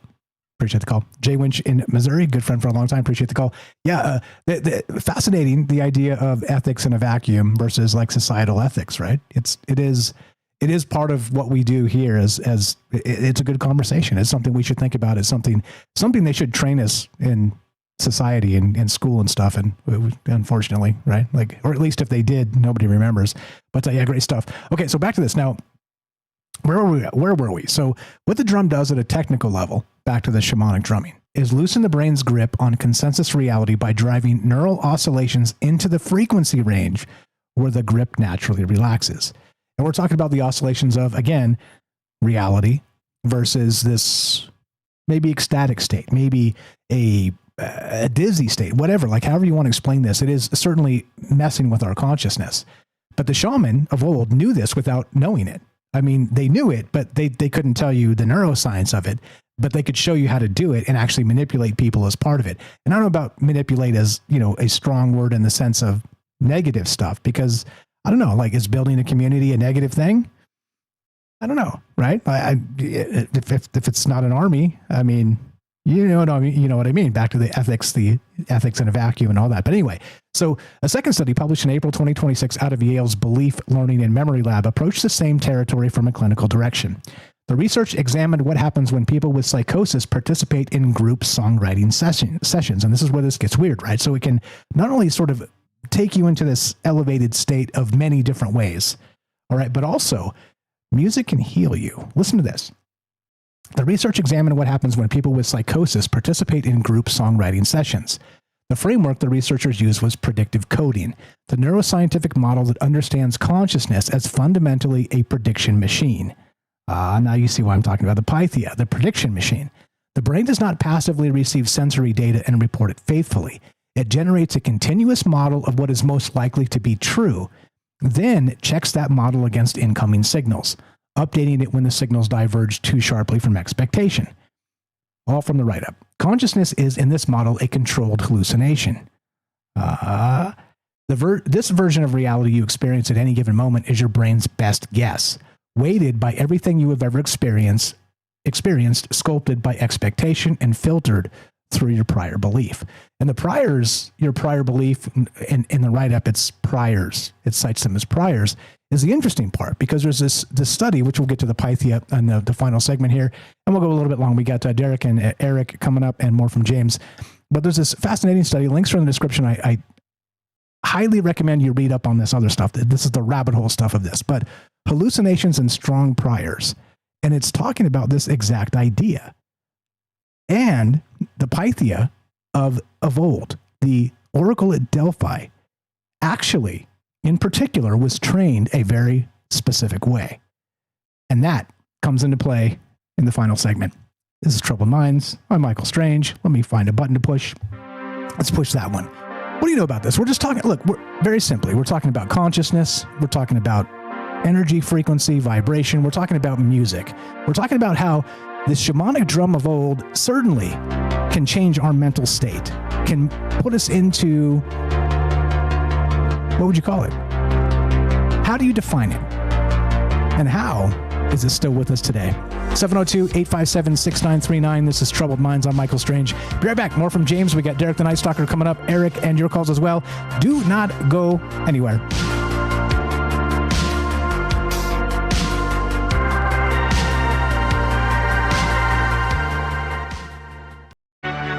This is Troubled Minds. Your host, Michael Strange, the master of the mysterious, is here to guide you through the shadows of the unexplained.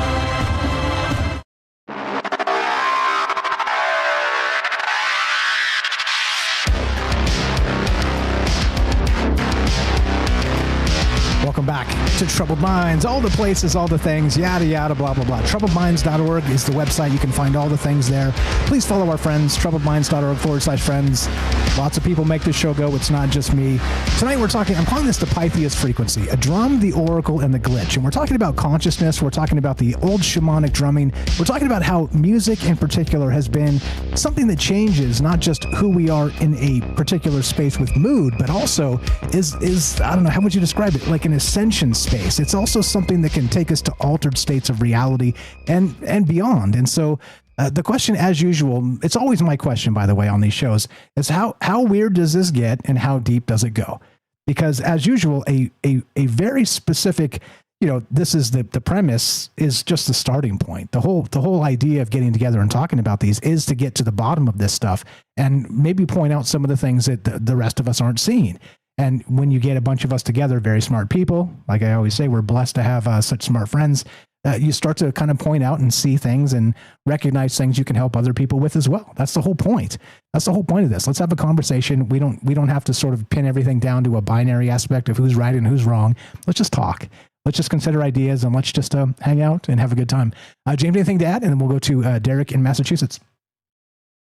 Well, just that prediction aspect of everything, the mind predicting things, whether they're more likely or less likely and all that, that's fascinating to me because when you factor in anomalous experiences, some people, if they don't have any of those, but then if they have one, because of that, they may sort of think, well, that must have been, I must be wrong about that. But then if you have several experiences, then I wonder, what is so different about the physical brains of those two people that are in different situations? Does that change based on experiences, or is there some level of structure in the mind that to make it so some people are, again, naturally more sensitive to these things? I'm really curious about the whole interaction of the scientific aspect of all this, but then also the anomalous things too. Yeah, well, it all comes together. That's exactly the point. And as you know, you're in exactly the right place. Appreciate that very much. We'll get back to you momentarily. Once again, the Pythia's frequency, a drum, the oracle, and the glitch. What do you know about it? 702-857-6939. Click the Discord link at troubledminds.org. We'll put you on the show just like this. Yep. Going on, Brutus? Derek in Massachusetts, the Night Stalker. What's up, brother? You're on Troubled Minds. How are you? And take it wherever you like. As you know, nonlinear, open-ended. That's why we do this. Welcome to the thing, and all yours. I hope I sound okay. I just realized I don't have my wired headphones tonight, so hopefully these wireless ones don't die on me. But yeah, great show, weird stuff. A few thoughts here. First, I was thinking about the as far as just like a universal tone. We're talking about maybe the things on Earth that kind of resonate into some kind of grander tone, and maybe think of the concept of the sounds of the spheres, which is, I think it's like a ancient Greek kind of Platonic concept where the math is kind of creating music, and as the planets and spheres are moving across space, they're creating a resonance, and things kind of aligning to that frequency, that resonance. It was in that Stephen King show, Castle Rock, from a few years ago, when they were talking about like ley lines and portals and stuff, and the idea that these spheres could be like dimensional spheres, and when they rub together, it creates like a weird frequency and a weird tone. They call it schisma. It's like a discordian sound and stuff. But we talking about like a universal sound of the spheres. So it makes me wonder, like, what if that's kind of a clue into if the kind of this, if the planets are making a resonance and the universe is making a resonance, maybe the universe has like a sound of the universal spheres, that maybe it's resonating to like a grander body, that there's like a chain of cymatics going up and up and up, that like we're resonating to the planet's resonating to the universe resonating to the larger body of the multiverse or the omniverse or the mind of God or whatever. But that's one thing. But then for the main thing, when you're talking about the alpha or the theta alpha state and the space in between and the shamanic experience and stuff, the first thing that helped in my mind was Stranger Things and the music as a tether to the other realm. When Vecna takes people to the other side, or when people get lost in the upside down, Will uses the Clash and Max uses Kate Bush and stuff. But there's musical anchors and there's musical tethers to our realm.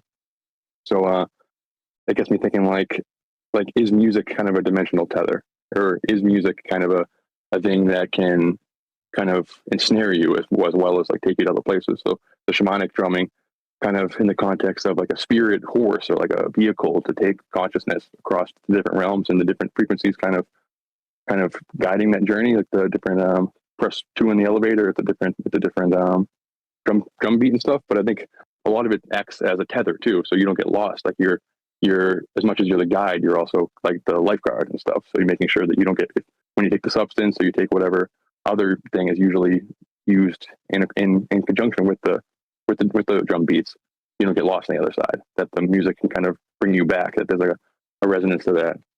And I have a bunch of like different examples of music kind of luring people to other dimensions. So I wonder if kind of the music is like of the dimension. I'll get more into that. But what do you think so far, Rambo? Yeah, I kind of like that as the, I use the term now and then, but the reality anchor, right? And that Stranger Things aspect that kind of drew them out of the space.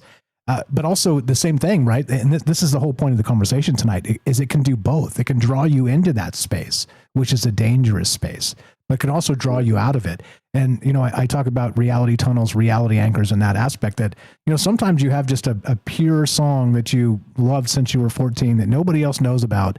And it has just kind of been your pure beacon of kind of drawing you back to center, back to a pure moment when you were young type of thing. And those are those reality anchors. When I talk about that space, it's good. It is like that Kate Bush song that kind of drew Max out of that Vecna space.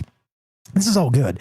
But then, of course, in the larger context of the shamanic drums and the rest of it and the manipulation and, the satanic panic of the 80s and all the things we always talk about on the show, like there's also another aspect to this where clearly it's been studied very well, as I like to say, MK Ultra for the masses, as I said earlier, that we can be manipulated by it too in bad ways, in very difficult ways.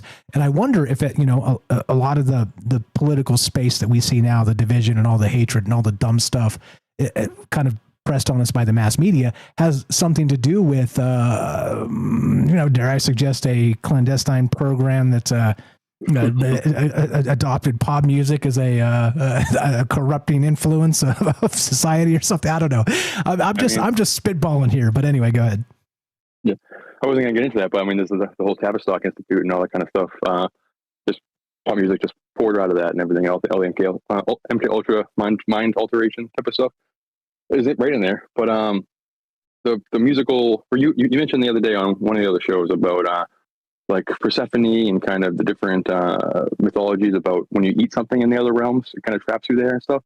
It reminded me of like the kids of the green kids of Wolf Pit or whatever, those kids who like apparently came from another dimension and they were green, and then they ate they didn't want to eat any food, and then they finally ate like some of our human food, and they changed from green to regular skin color, I guess, to human skin color. That like something about the resonance of the food, and like the biggest warning, like when you go to other realms, like don't eat anything. It'll trap you there. It'll anchor you there. But I wonder if there's like a musical thing to it too, in the same way that the reason why Max and Will are able to use music as an anchor is because of that pop music that you were talking about, because it has some kind of tie to the frequency or resonance of the dimension they're supposed to be in. So by humming it or thinking about it, you can travel back into that state, especially in Vecna style when it is kind of dreamlike. One second, sorry. But it reminded me of snake charmers and stuff, how kind of one being can kind of entrance and lure another being by music, kind of in a malicious way, so to speak, that in a kind of a Pied Piper aspect, or pan flutes and like in the woods and luring people into the woods, or a siren song kind of luring people in the ocean down to their depths and stuff, that maybe it's portrayed in kind of a cryptid way or monster way. It's this kind of spooky tone luring people out into danger and stuff, but maybe it's kind of a more metaphysical way where this kind of tone is from elsewhere. It's from another realm, and hearing it kind of guides you into that thing like a shamanic experience would. But it's kind of it's a shamanic attack, so to speak. It's like a dark shamanism where rather than guiding you on a holistic journey, it guides you into the maw of something else. You know, it reminds me of like the fairy songs and stuff. And this, I would kind of sing it or hum it if I had time to play it beforehand. But there's one video I kind of watch every St. Patrick's Day. This guy Johnny Enoch went to Ireland and was interviewing a bunch of like castle owners and stuff. And one of them said he knew the song of the fairies and would play it on his flute and stuff. And he said that he would be taken away to the fairy king and the fae king back in the day, and they taught him the song. And when he played the song, it was real like, you definitely wouldn't hear it on the radio. It was real weird and had this kind of this extra quality. It's something that like, I mean, is it otherworldly or something like that? And kind of that the music is of elsewhere. So like, I wonder if the luring of music from elsewhere can lure people to their depths and that type of stuff. And then when Joe was on, and I asked him about the Gen Z not dancing in dance clubs, is that really a thing? Are they not resonating to music in the same way? And is that because they're the first completely digital natives, so to speak, or like basically digital natives, and that they're resonating less with the material sound of the spheres and more so with the digital realm? You know, are they resonating to a different frequency that we are going to like understand more as we go forward? But like we're kind of millennials, maybe kind of one of the last generations to resonate with the sound of the Earth sphere as we get entranced by these archonic sirens into the other space, or just move there, just migrate over there, so we start to resonate with another sound of the sphere. Does that make sense?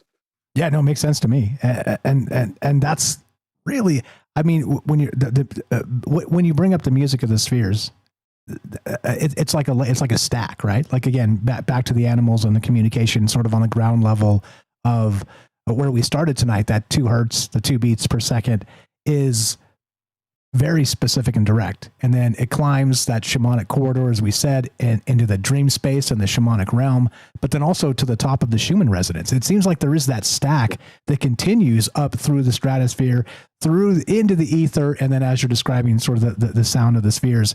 And you know, this comes up almost every time we talk about sounds and music and things on this show, but the idea that it all started with sound anyway. It was sound before there was sight. And this is really the most primordial aspect of who we are. And so the fact that it's, can be manipulated or also used to inspire doesn't shock me at all. Very much speech, the same thing, right? The cadence of speech, and people can, to give a great speech and then make you want to go kill your neighbor type of stuff. But then the opposite is also true. I mean, in the same idea, but it's just audio, and which is why I love audio. I love the radio format. I love talking to people. I love ideas that kind of come through in that audio space. I'm an audiophile, all the rest, but you get it. I know you get it, but is there the hierarchy of that larger stack that goes to the eternal? Yeah. I mean, if you look at like, I know Eric's behind me, so I'll be quick. But if you look at cymatics, like that's a tone that creates a shape. So if you kind of think about us as like, so if you haven't like to visualize it, just imagine sand on a piece of wood on a speaker, and play a certain tone. That sand will bounce and bounce and bounce, and then align to a certain shape. And you can just turn the tone off, scramble the sand up, put the tone back on, and it aligns back to that shape. And a different tone equals a different shape. So maybe the reason why myth repeats over and over again, the story repeats over and over again, is because we are these grains of sand. The sound of the spheres or the Schumann resonance or these different things are the cymatic tone, and we're all aligning, we're all dancing as grains of sand back into that shape. So the stories look the same, and these stories, they rhyme because they're the same shape, even they're separated by thousands of years and stuff, or millennia. And I'm not a mathematician or I'm not a musician, but is into music kind of just a manifestation in this realm of math that might be like the basis of the universe? So maybe it's kind of an audio platonic solid is what music is, kind of just a how we experience this kind of base matrix code of math that underlies everything, and that maybe a different type of music is like a different coordinate on the grid or something like that, on the dimensional grid that can tether you to this realm. If you're experiencing other locations on the grid, can make sure you don't like an astral cord if you're remote viewing or astral projecting, that kind of stuff. So you don't, or like pieces of breadcrumbs. If you're wandering through the forest, you don't lose your way. But then in the same way, you can be forced there, kind of. You can be taken there against your will. And I won't list the whole thing, but I asked the AI just like list me a bunch of folk tales and mythology about being lured by music and stuff, and with like the fairy thing in mind. So there's the lure of the fairy, like in Celtic and European mythology. There's the lure of the fae, the city, of the harp and the fiddle, like lures people into the woods, and then they end up in Turnagog or Fairyland or under the hill, etc. The Pied Piper, we all know, the Will o' the Wisp, that type of stuff. It's like swamp music that lures people into their doom, or to follow these lights and end up in another place. Selkie music, the sirens in Greek mythology, Orpheus in Greek mythology, Pan's pipes, again, like these these nymphs are at this location, and you when you see them, you realize that this music you've been following through the woods is actually it enchanted you the whole time, and now you're kind of somewhere else. You're in kind of force world. The Nix and the Fossagum in Norse Germanic. It's like music played by water spirits that will lead to drowning. In Norway, Huldra's harp, beautiful harp music from the forest that'll lead people, men in there, and you see beautiful forest women, and then they'll teach you music. If they don't teach you music, then you're lost forever. Japanese and Asian, there's a ton of them. Fox spirits, the kitsune, a bunch of different stuff. Native American, there's the flute of Kokopelli, water drum songs. There's just a ton of them. There's like 50 of them here.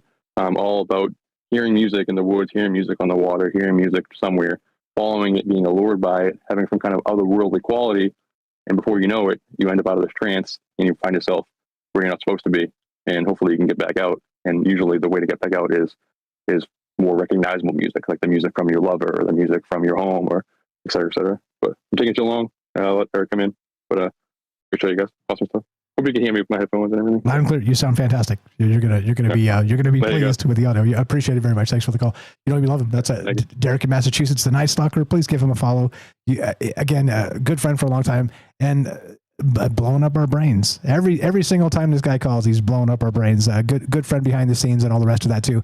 A good dude all around. Please give Derek a follow. troubledminds.org/friends. Scroll down. It says follow Night Stalker. It's under N, and it is STOCKER. He does call us from work. He's stocking overnight in a grocery store. He's the best grocer in the known multiverse. That's a fact. I can tell you that. Again, troubledminds.org. Scroll down, follow Night Stalker. It's right there, up there. Click it. Go follow his YouTube channel. It's completely free. Let's help our friends. James, anything on that? And we'll go to Eric and wrap this up.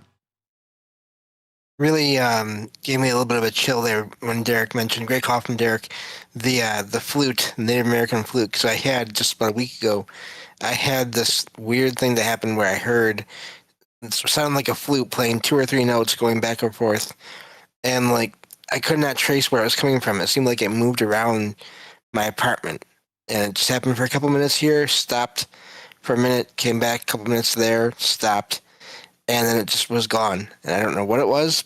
I've never had that before. Haven't had that since. So really odd. It just kind of odd coincidence or synchronicity. Maybe, I'm not sure there with all that.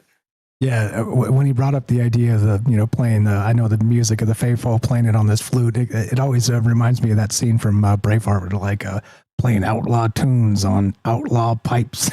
I'm like, yes, double hell yes. 702-857-6939. Eric in Ohio, not Arizona. You're on Troubled Minds. What's up, brother? How are you tonight? And go right ahead. Good. How are you doing?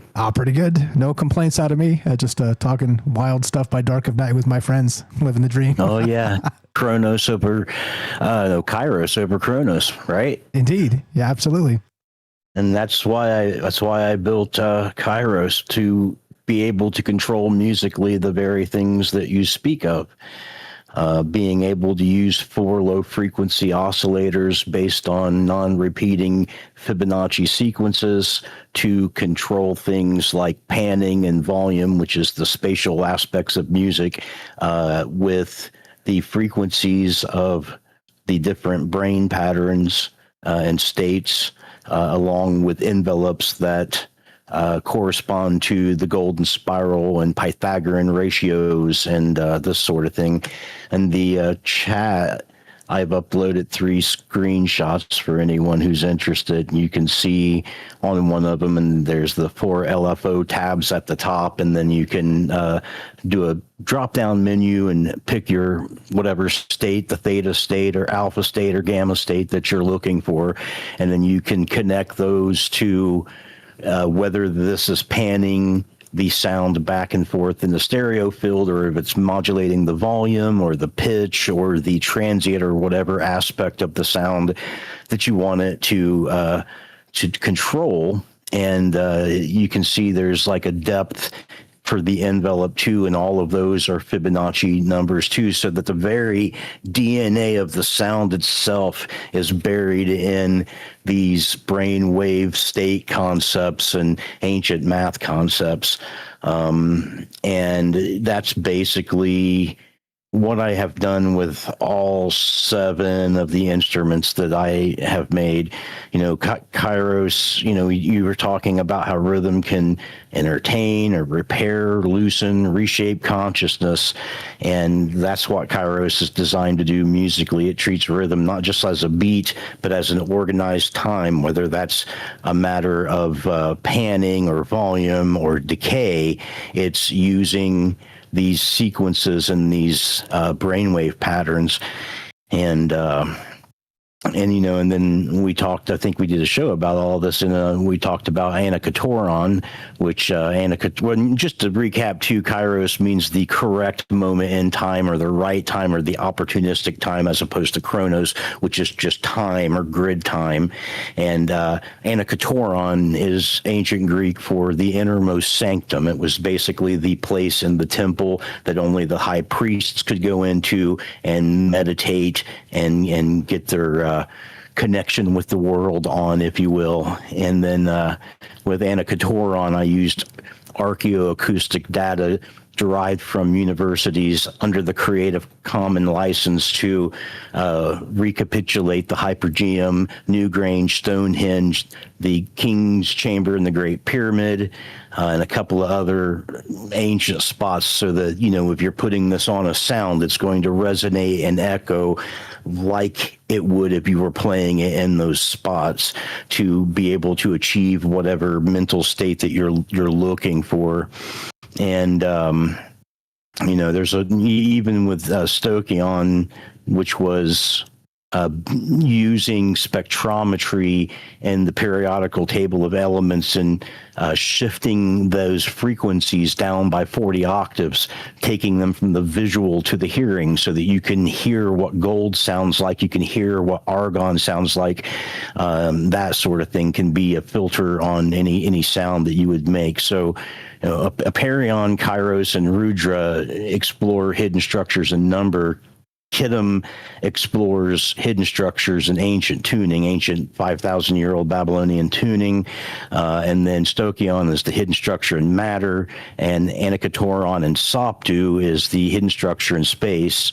And then the thing I'm working on currently is Nos, which is hidden structure in meaning. It's basically hyperdimensional computing, making a 10,000 axle higher dimensional mathematical space to put embedments on, just like normal AI works, right? Except instead of training it on a corpus of written information like a normal LLM, I'm going to be training it on a corpus of sounds that I've made over the last 40 decades that is 8% larger than Google's G-Lab synth reservoir. So it's more diverse and more in number that this is going to be able to train on. And then it's going to be able to do things like separate breath from voice and be able to apply one of those aspects to another sound like that had never been done before, like taking an electronic sound and putting breath to that. And basically it's like training an AI on what the meaning of sound is. It won't be processing waves or anything like that. And another thing is there is the inverse of that, which I have an EKG reader that I'm able to use that detects what my brain wave states are in, and then that is used to control ASMR values in any kind of a sound that I use. And I'm putting a link to that sort of thing in the chat now, and you can check that out. But basically, it's a brainwave reader, and if you can control your own states by calming yourself down or meditating or whatever, you will be able to affect the music that you're playing, and vice versa. You can also listen to the music that you're writing and creating or performing and have that affect you in a certain way, like by using Kairos to set up bioneural beats that changes you into a theta state that's then fed back into the envelope parameters through MIDI of whatever sound that you're working on. So it's like the inverse, right? It's like you're using your brain to power the idea and not the music to extensionally power you. And then, because I know you're probably short on time, just a couple other observations. You know, also in writing music too, I tend to write in 32 measures because that's like 8, 16, 32 divisible by 4. But I can also write in 34 length beat measures, which is like a Fibonacci sequence, and have those loop. I can also use beats per minute, 72 to 75, to mimic the human heart rate on average at rest, or 150 or whatever for beats per minute you can use.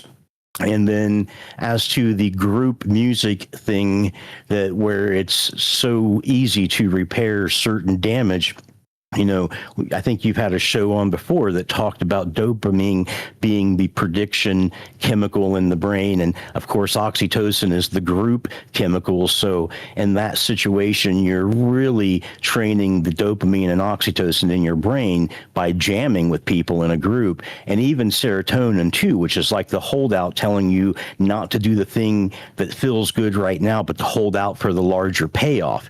So all of those chemicals are in play when you're jamming with somebody, and that's why it's so easy to lay down synaptic circuits through axonodal transport that ends up becoming what they call muscle memory, right? You're able to do things without really thinking about it or on feeling. And as to the brain interpreting the reality as best that it can through its own senses and making its best guessed version of what reality is as a hallucination is not much different than me training NOS, this AI that I'm working on building, with my 392,000 sounds, and then making a taxonomy of 16 different descriptors like breathy or transient or woody or metallic or whatever, and describing these to different sounds so that it instinctively understands and can embed in its matrix what these sounds are and where they're similar and where they're not. So I think, for me at least, the act of existing and the act of creating music and the act of coding tools to be in control of certain timing aspects and mathematical functions is all wound up in the same thing. Like, there's no distinction between what they were doing 6,000 years ago before the written record and what we're doing today in modern times. It's just that in a large instance, people have forgotten. Yeah, well said. All of that, like, boom, blowing brains up. I want to point out just real quick too, recognize that the old ways of that sort of shamanic drum patterns and things were to create sort of that elevated state of consciousness, whatever that looks like, however you want to define that. But then look what happened with Robert Monroe and HemiSync, and that, sort of the modern technology of being able to do one tone in one ear, one tone in the other ear. Like, what you're talking about is the next level of this. Do you think at some point we're going to be able to press play and then go to Mars? I mean, like literally just go boop and you're remote viewing Mars or something. I mean, do you think like that future is on the horizon with technology? Because you're building things that have never been built before. I'm building things that have never been built before because of AI. It's incredible. And so I don't know. Do you think is it that crazy, that wild that you're going to be able to go boop and then you're at Mars? Yeah. Yeah, because everything's frequency, right? If I can sit in my bedroom and use solid science of spectrometry to realize that for each periodical element that gets hit with a photon or changes its electron shell that produces a photon of a certain frequency or a certain color, and I can downgrade that 40 octaves into something that you can hear, if the science is that solid that you can play around with it like that mathematically, physically, and in terms of hearing and audibly, yeah, I believe that that's possible, right? Because at some point you're going to be able to understand what the harmonics are, because what creates timbre in a sound, what makes a flute hitting a middle C different sounding than a violin hitting a middle C is the harmonics, the subharmonics that occurs along with the sine wave that corresponds to the frequency, right? So you've got these stacked frequencies that are relative in some way. I divide them up through ancient math like phi, pi, and Fibonacci and Pythagorean ratios, right? But they can be divided. There may be other ways to divide these things up. There may be deeper, denser harmonic frequencies that can be manipulated. And when you're talking about frequencies, you're talking about everything from the top of that spectrum, which is gamma rays, all the way down to low frequency radio waves that you can't hear or can feel, right? That they use in weapons to make people sick. But everything is some kind of a frequency. Even the idea of C is an exchange rate between the subatomic structure of space and time. C is not the speed of light. C is the exchange rate between what a massless vector particle is and what matter is. But in the spectrum of all of these things, it's a matter of frequency.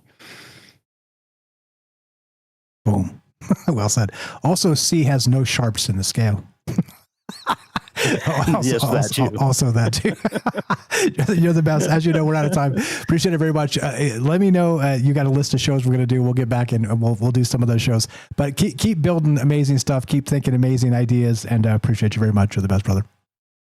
Thanks, sir. Thanks for the call. You know him, you love him. That's Eric in Ohio, not Arizona. Contrary to popular belief, I keep trying to make people believe. Eric in Ohio, please give him a follow in all the places. Look, thank you, Sweets, for dropping his links in all the places and everybody for pinning them. Yes, troubledminds.org/friends. Scroll down, follow Eric. Please go follow him. Go check out the stuff he's working on. Like I said, look, we've been so blessed to meet very smart, incredible people that can think dynamically, that are looking at the world in different ways, and that can articulate it. That's the point, right? The point has always been for me to be, okay, I got all these wild ideas in my head. How do I articulate them? Well, start a radio show, start talking to people. Here we are. James, anything to add? And then let's wrap this up.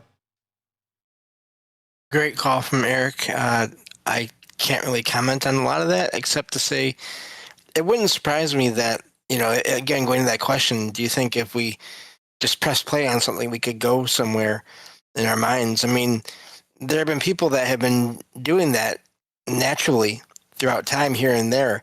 You just don't hear about that all the time. There are people that, as I've mentioned before, can move things with their mind, can read other minds, can contact other minds.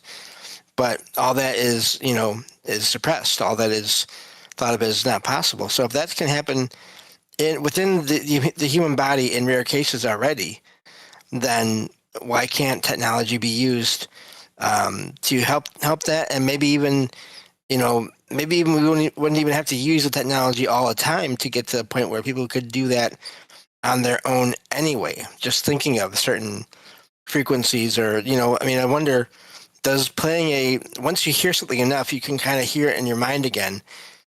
Would thinking of a certain frequency or a certain sound, would that then make it possible to do the same thing, to, astral project, to remote view places without having to have the audio playing in your ears?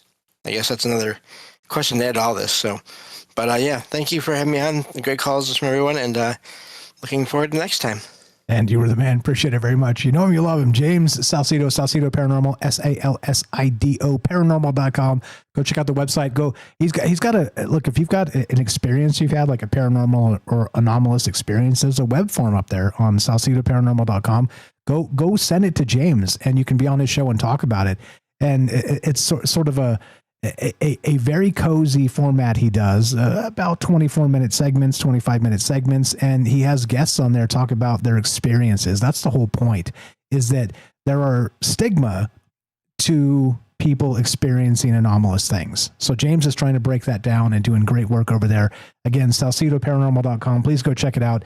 Go support our man. Go buy his books. Like I said, they're on Amazon. You could buy them tonight, get them tomorrow. That's how auto-magically Amazon works. By the way, I bought a new there's a little tripod for my camera now, and there's like I've been limping along with a this crappy $12.99 mic stand forever. I finally bought a real one, and as you see, I can actually move this thing around and not be worried it's going to fall. But the reason I bring it up is because this is not a commercial for Amazon, but it is auto-magically. I ordered it last night. It's here today in time for the show. It's all good. Yeah, look, help our friends. That's what this has always been about. It's about meeting people. It's about learning things. It's about sharing ideas together. It's about those experiences that fall off the plate of modern discourse. Okay? That's it. We're here to talk about those things. We're here to talk about those ideas. That's what it's always been about. And look, it's okay to not have a conclusion or an answer at the end of it. It's okay. Look, we talked about a lot of things tonight. Do you have like 10 new conclusions in your mind? I hope not, because I don't think I heard any. I heard a lot of ideas about a lot of great things, and some things to explore, some things maybe you learned that you didn't know about, some things I learned that I didn't know about. That's what it's always been about here on Troubled Minds. Help our friends. troubledminds.org/friends. That's the way this goes. If you want to help us directly, spread the word. Let people know a conversation's happening where we're not going to tell you who to vote for. We're not going to trace down or track down mass media narratives of politics and all the rest of that crap. Look, I'm so over it. I'm so over what the mass media does and the nonsensical binary propositions, every damn thing out there. I'm over it. I'm done. Like, we did some politics early on in the show. Like, yeah, a little bit. I dodged it mostly because it just disgusted me. But now it's full disgust. Pedal to the metal. Everything else. We're going to talk about consciousness. We're going to talk about the paranormal. We're going to talk about the UFO space. Propaganda, yes, but we're not going to touch politics. I don't like it. I think it's toxic. I think it's disgusting. And I think that binary aspect of human conversation is what's destroying us. So let's not do that. What's up? Shout out White Like the Ghost. Welcome back. Michael W. I see you there. Thanks for popping in and asking when the shows are. Thanks for hanging out with us tonight. Yeah, look, I don't know. Answers few, questions many. That's my motto. Adopt it, please. At least drop it into your mix of ideas, because it's important to recognize maybe, just maybe, we'll live from cradle to grave and not know any of the answers.